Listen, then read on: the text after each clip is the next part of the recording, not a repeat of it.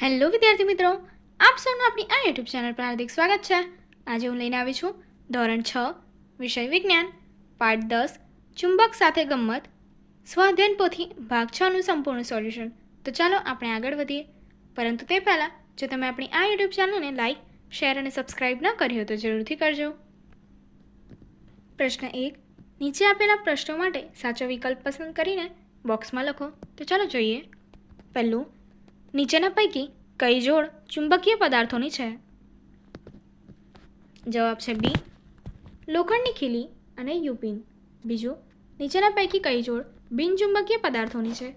જવાબ છે ડી, કાગળ અને ચામડું। ત્રીજું, ચુંબકમાં કયા ધ્રુવ હોય છે? જવાબ છે સી, ઉત્તર ધ્રુવ અને દક્ષિણ ધ્રુવ। ત્યારબાદ, ગજિયા ચુંબકમાં લોખંડનો ભૂકો સૌથી વધારે ક્યાં ચોટેલો જોવા મળે છે? જવાબ છે બી, બંને છેડાએ। પાંચમું, ચુંબકમાં સમાન ધ્રુવો વચ્ચે ખાલી જગ્યા અને અસમાન ધ્રુવો વચ્ચે ખાલી જગ્યા થાય છે? તો જવાબ છે બી, સમાન ધ્રુવો વચ્ચે અપાકર્ષણ અને અસમાન ધ્રુવો વચ્ચે આકર્ષણ થાય છે। ત્યારબાદ પ્રશ્ન 2, ખાલી જગ્યા પૂરો। પહેલું, મેગ્નેટાઇટની શોધ સૌપ્રથમ ખાલી જગ્યા પ્રદેશમાં થઈ હતી? જવાબ છે ગ્રીસ। બીજું, જે પદાર્થો ચુંબક તરફ આકર્ષાય છે તેવા પદાર્થને ખાલી જગ્યા કહે છે? જવાબ છે ચુંબકીય પદાર્થ। ત્રીજું, જે પદાર્થો ચુંબક તરફ આકર્ષાતા નથી તેવા પદાર્થને ખાલી જગ્યા કહે છે? જવાબ બિનચુંબકીય પદાર્થ। પ્રશ્ન 4, મુક્ત રીતે લટકાવેલું ચુંબક ખાલી જગ્યા અને ખાલી જગ્યા દિશામાં જ સ્થિર થાય છે? જવાબ છે ઉત્તર અને દક્ષિણ દિશામાં। પાંચમું, દિશા જાણવા માટે ખાલી જગ્યા નામના સાધનની જરૂર પડે છે? જવાબ છે હોકાયંત્ર। પ્રશ્ન 3, એક વાક્યમાં જવાબ આપો। પહેલો પ્રશ્ન, ગજિયા ચુંબકના ધ્રુવો ક્યાં આવેલા હોય છે? જવાબ, ગજિયા ચુંબકના ધ્રુવો તેના છેડે આવેલા હોય છે। બીજો પ્રશ્ન, કૃત્રિમ ચુંબક એટલે શું? લોખંડના ટુકડા પર ચુંબક ઘસી બનાવેલા ચુંબકને કૃત્રિમ ચુંબક કહે છે। ત્રીજું, કોઈ પણ બે ચુંબકીય પદાર્થોના નામ આપો। તો જવાબ છે લોખંડ અને સોય। ત્રીજું, કોઈ પણ બે બિનચુંબકીય પદાર્થના નામ આપો। જવાબ છે દિવાસળી અને પથ્થર। પાંચમું, નળાકાર ચુંબકને કેટલા ધ્રુવ હોય છે? જવાબ 2 ધ્રુવ હોય છે। પ્રશ્ન 4, તફાવત આપો। ચુંબકીય પદાર્થ અને બિનચુંબકીય પદાર્થ। તો ચાલો જોઈએ। પહેલું જોઈએ ચુંબકીય પદાર્થ। જે પદાર્થો ચુંબક તરફ આકર્ષાય છે તેવા પદાર્થને ચુંબકીય પદાર્થ કહે છે। ઉદાહરણ તરીકે લોખંડ, સોય, ખીલી, ટાંકણી અને કોબાલ્ટ ધાતુ વગેરે। બિનચુંબકીય પદાર્થ, જે પદાર્થ ચુંબક તરફ આકર્ષાતા નથી તેવા પદાર્થને બિનચુંબકીય પદાર્થ કહે છે। ઉદાહરણ તરીકે દિવાસળી, પથ્થર, કાચ, રેતી, લાલ બોલપેન વગેરે। પ્રશ્ન 5, મુદ્દાસર જવાબ આપો। પહેલો પ્રશ્ન, ચુંબકના પ્રકારોના નામ જણાવો। ગજિયો ચુંબક, ઘોડાની નાળાકારનું ચુંબક, સોયાકાર ચુંબક, નળાકાર ચુંબક, બોલ એન્ડેડ ચુંબક, કંકણાકાર ચુંબક। બીજો પ્રશ્ન, ચુંબકના ગુણધર્મ જણાવો। પહેલું, ચુંબકને બે ચુંબકીય ધ્રુવો હોય છે। બીજું, ચુંબકને સમક્ષિતિજ સમતલમાં મુક્ત રીતે ફરી શકે તેમ લટકાવતા તે ઉત્તર દક્ષિણ દિશામાં સ્થિર થાય છે। ત્રીજું, ચુંબકનું ચુંબકત્વ જાળવી રાખવા માટે શું કરશો? જવાબ, પહેલું, તે વારંવાર ન પડી જાય તેનું ધ્યાન રાખવું। બીજું, તેને ગરમ કરવું નહીં। ત્રીજું, તેના પર ભારે વજન પડે નહીં તેની કાળજી રાખવી। અને ચોથું, ચુંબક વપરાશમાં ન હોય ત્યારે બે ચુંબકના અસમાન ધ્રુવો એક જ બાજુ રહે તેમ ગોઠવી ચુંબકો વચ્ચે લાકડાની પટ્ટી મૂકવી। વળી અસમાન ધ્રુવો આગળ બંને બાજુ નરમ લોખંડની પટ્ટી એટલે કે સંરક્ષણ રાખવી જોઈએ। ચોથો પ્રશ્ન, ચુંબકના ઉપયોગો જણાવો।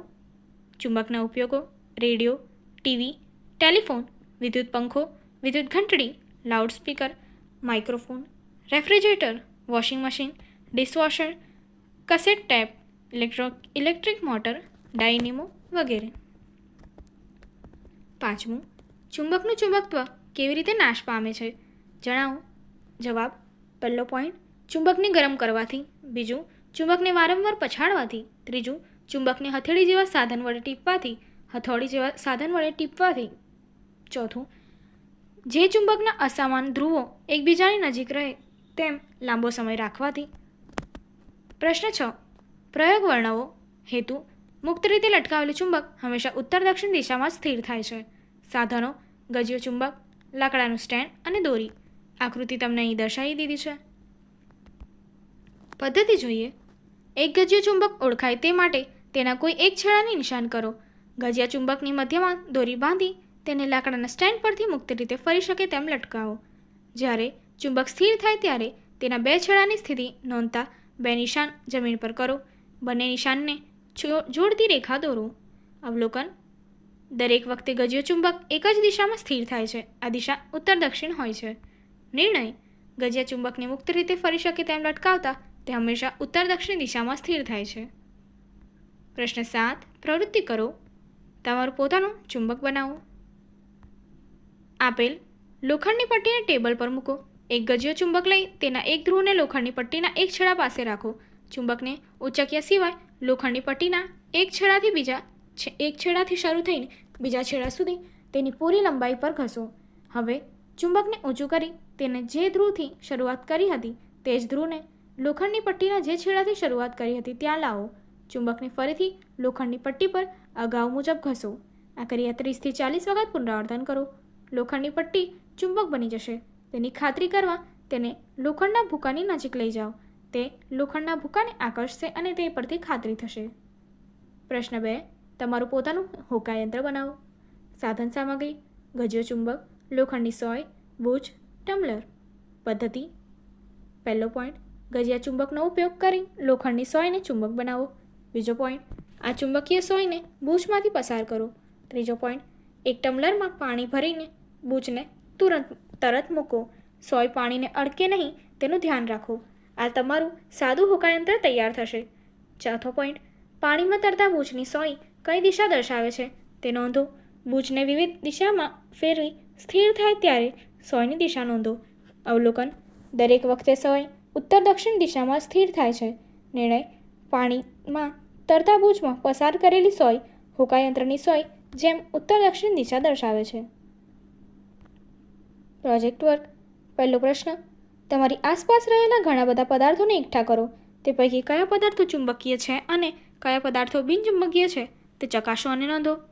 જવાબ: બોલપેન, ચાવી, દિવાસળી, તાંબાનું પાત્ર, નિકલનું પાત્ર, કાચ, રેતી, એલ્યુમિનિયમ ટાંકણી, કોબાલ્ટ ધાતુ વગેરે. ખીલી, પથ્થર, સોય. તો ચુંબકીય ધાતુ ચુંબકીય વસ્તુ જે હશે એ છે ચાવી, નિકલનું પાત્ર, લોખંડ, ટાંકણી, કોબાલ્ટ ધાતુ, ખીલી, સોય. અને બિનચુંબકીય વસ્તુમાં સમાવેશ થાય છે બોલપેન, દિવાસળી, તાંબાનું પાત્ર, કાચ, રેતી, એલ્યુમિનિયમ, પથ્થર. આગળ નીચેનો ફકરો વાંચી તેના આધારે પ્રશ્નનો જવાબ આપો. ચુંબક એટલે કે મેગ્નેટ એ લોખંડ, આયન અથવા અન્ય સામગ્રીના ટુકડા છે જે ચુંબકત્વના ગુણધર્મ દર્શાવે છે. એટલે કે આયન ધરાવતી અન્ય વસ્તુને આકર્ષવાની ક્ષમતા. હોકાયંત્રની સોય, ફ્રિજના દરવાજામાં અને MRI સ્કેનર્સ ચુંબકના કેટલાક સામાન્ય ઉદાહરણ છે. ચુંબક વિવિધ આકારનો હોઈ શકે છે, જેમ કે ઘોડાની નાળ આકારનું મેગ્નેટ, બાર મેગ્નેટ, સિલિન્ડ્રિક અથવા ball ended magnet, needle magnet વગેરે. ચુંબકની એક મોટી ખાસિયત એ છે કે તે દિશા નક્કી કરવામાં અત્યંત મદદરૂપ સાબિત થઈ શકે છે. આનું કારણ એ છે કે તે મુક્તપણે લટકાવતા ચુંબક હંમેશા ઉત્તર દક્ષિણ દિશા નિર્દેશ કરે છે. ચુંબકના આ ગુણધર્મનો ઉપયોગ કરી હોકાયંત્ર બનાવાય છે. બોક્સની અંદર ચુંબકીય સોય મૂકવામાં આવે છે અને તેના પર દિશા નિર્દેશ કરતા હોય છે. તેને મુક્તપણે ફેરવવાની છૂટ છે, જેથી જ્યારે હોકાયંત્રને આરામની સ્થિતિમાં રાખવામાં આવે ત્યારે સોય ઉત્તર અને દક્ષિણ તરફ નિર્દેશ કરે છે. નીચે આપેલા વિધાનો અભ્યાસ કરી યોગ્ય વિકલ્પ પસંદ કરો. પહેલું, દિશાઓ જાણવા માટે હોકાયંત્રનો ઉપયોગ થાય છે. બીજું, હોકાયંત્રમાં ચુંબકીય સોય વપરાય છે. ત્રીજું, હોકાયંત્રની સોય હંમેશા ઉત્તર દક્ષિણ દિશામાં સ્થિર થાય છે. તો એનો જવાબ છે ડી, ત્રણેય. સાચા વિધાનો કયા છે? ત્રણેય. ત્યારબાદ બીજું, હોકાયંત્ર બનાવવા માટે ચુંબકના કયા ગુણધર્મનો ઉપયોગ થાય છે? જવાબ છે ડી, મુક્તપણે લટકાયેલ ચુંબક નોર્થ એન્ડ સાઉથ દિશામાં ગોઠવવામાં આવે છે. ત્રીજું, હોકાયંત્ર આપણા માટે કેવી રીતે ઉપયોગી છે? જવાબ છે બી, સ્થળની તમામ દિશાઓ શોધવા માટે. આગળની એક્ટિવિટી જોવા માટે અહીં આપેલી એન્ડ સ્ક્રીન પર ક્લિક કરો. Thank you.